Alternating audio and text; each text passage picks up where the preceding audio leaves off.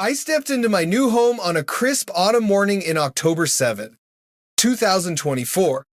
The kind of day where the air smells like fallen leaves and quiet promise.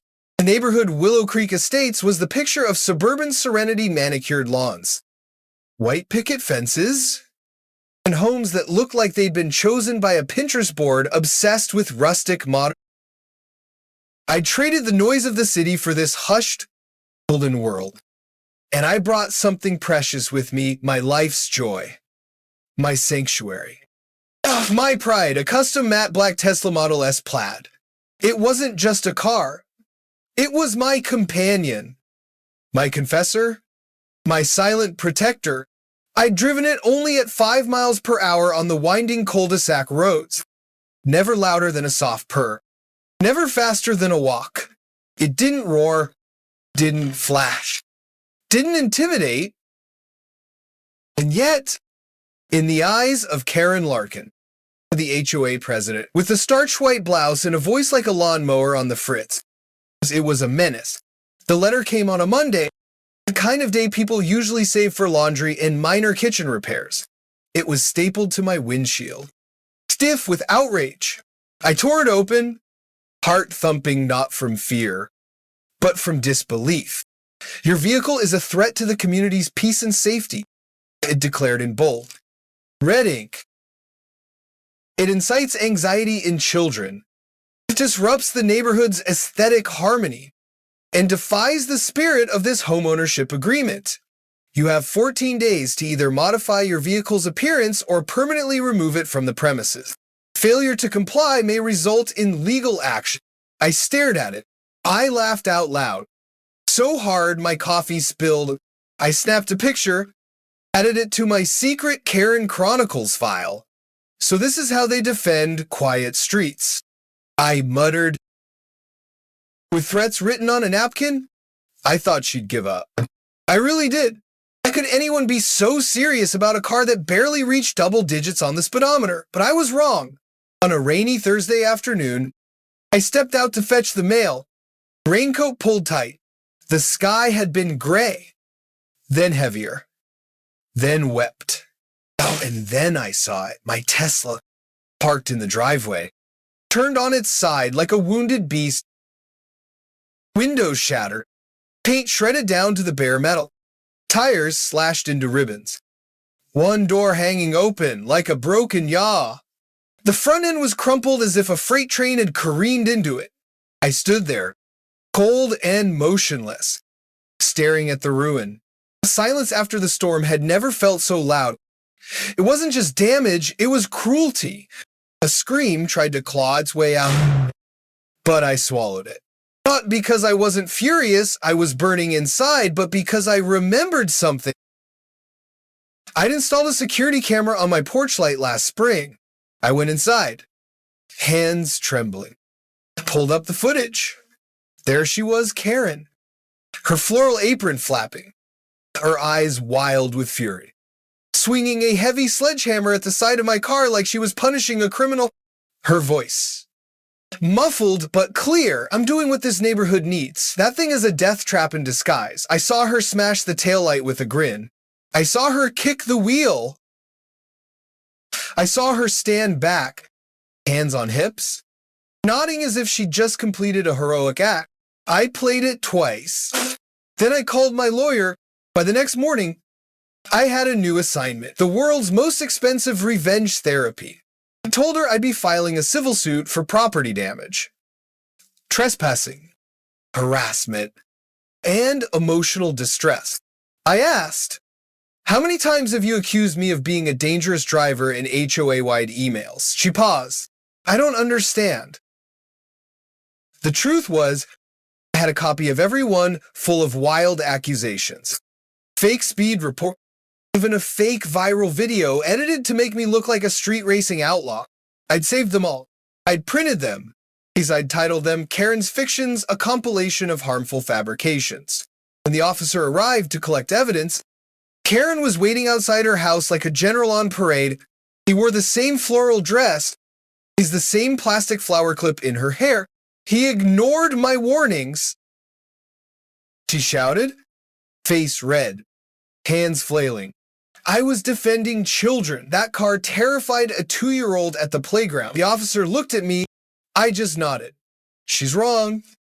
I said, the car doesn't exceed 20 miles per hour anywhere, and I've never driven it near a playground. The truth, it turned out, was far simpler than Karen's fantasies. The HOA handbook had no rules about car colors, brands, or performance. Nothing about banning electric vehicles. Nothing about aesthetic harmony being endangered by a black sedan with a whisper-quiet engine. I'd read every page twice. I'd highlighted the contradictions in purple pen. I sent them an email with the subject line, Karen's Favorite Imaginary Rules, annotated edition. The court date was set for November 21st. A crisp fall morning, Karen showed up in a suit I'd seen on television before, the kind with a starched collar and a pocket square the color of She had no lawyer. Just a clipboard, a stack of poorly taken photos of my car parked legally in front of my house, and a folder full of printouts that said he's a danger over and over. The courtroom was crowded. The gallery buzzed with quiet anticipation. My lawyer began his presentation with a slideshow. First image, Karen in motion, sledgehammer in hand, face distorted with rage. The judge raised his eyebrow. The court reporter stopped typing. Karen coughed like it would cancel the scene.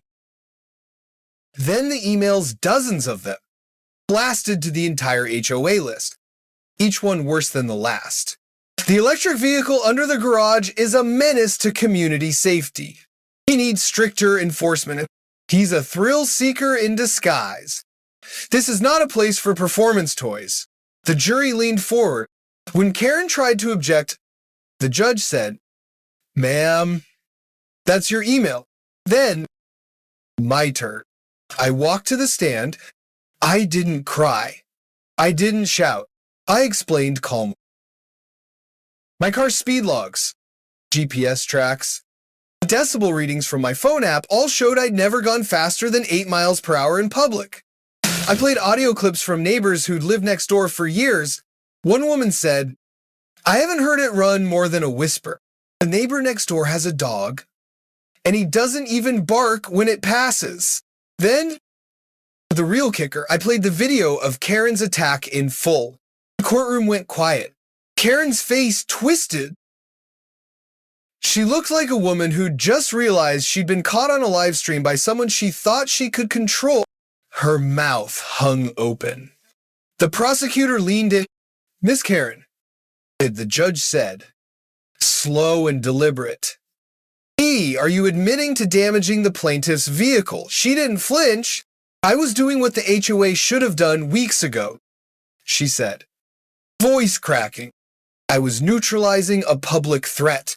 The entire room froze, and then the judge spoke, the words falling like stones. "Miss Karen, you are liable for the full replacement cost of the vehicle, including all upgrades and enhancements. You are also liable for court fees, legal expenses, and a fine for harassment in the public forum. Additionally, you will pay damages for emotional distress resulting from your false accusations and repeated vilification across the HOA network." The room erupted in murmurs. Karen collapsed into her chair. Her face turned a shade of gray that looked like she'd seen a ghost. That was the moment I smiled. 2 weeks later, the new Tesla arrived. Same model, same deep matte black finish. But this time I added red caliper. I ordered the interior with a custom embroidery. Thanks. Karen stitched into the headrests in silver thread. Subtle? Perfect. I drove it through the neighborhood at exactly 10 miles per hour. A speaker on the dash played the theme song from Curb Your Enthusiasm, slightly distorted for effect. Karen was on her lawn, watering roses with trembling hands. She didn't move. She didn't blink. She just stood there, frozen, as if I'd driven out of a dream and into her worst nightmare. She tried to fight. At the next HOA meeting, she stood before the board, voice trembling, trying to paint herself as a victim, a safety advocate, a woman who'd fought for peace. "They're using the court system to silence citizens," she cried. But no one listened. Denise brought popcorn. A single applause broke out, then another. The board voted unanimously to remove her from presidency. One member even suggested a permanent lifetime ban for harassment. Karen lost everything.